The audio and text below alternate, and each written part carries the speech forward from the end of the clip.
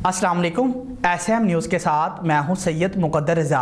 SM news studio में खुशामदीद। खबरों के सिलसिले को मज़ीद आगे बढ़ाते हुए खबर शामिल करते हैं। कसूर से ज़िला इंतज़ामिया आलूदगी का मूजब बनने वाली सनतों के खिलाफ मुतहरिक हो गई हैं। असिस्टेंट कमिश्नर ने मक्का शुगर मिल से काला धुआं छोड़ने पर 50,000 रुपये जुर्माने आयद कर दिए। इसी हवाले से मज़ीद बात करते हैं अपने नुमाइंदे महर बशारत सद्दीकी से। जी महर बशारत, बताइएगा क्या तफसीलात हैं आपके पास? जी, ज़िले इंतज़ामिया आलूदगी का मूजब बनने वाली सनतों के खिलाफ मुतहरक।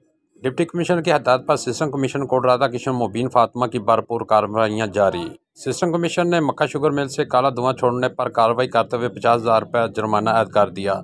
इस मौका पर असिस्टेंट कमिश्नर ने मीडिया से गुफ्तगू करते हुए कहा कि ज़िले इंतज़ामिया आलूदगी का मूजब बनने वाली सनतों के खिलाफ बिला तफरीक कार्रवाइयाँ कर रही है। जी, बहुत शुक्रिया महर बशारत सद्दीकी तफसीलात से आगाह करने के लिए। अब तक के लिए इतना ही। मज़ीद खबरों के लिए देखते रहिए एसएम न्यूज़।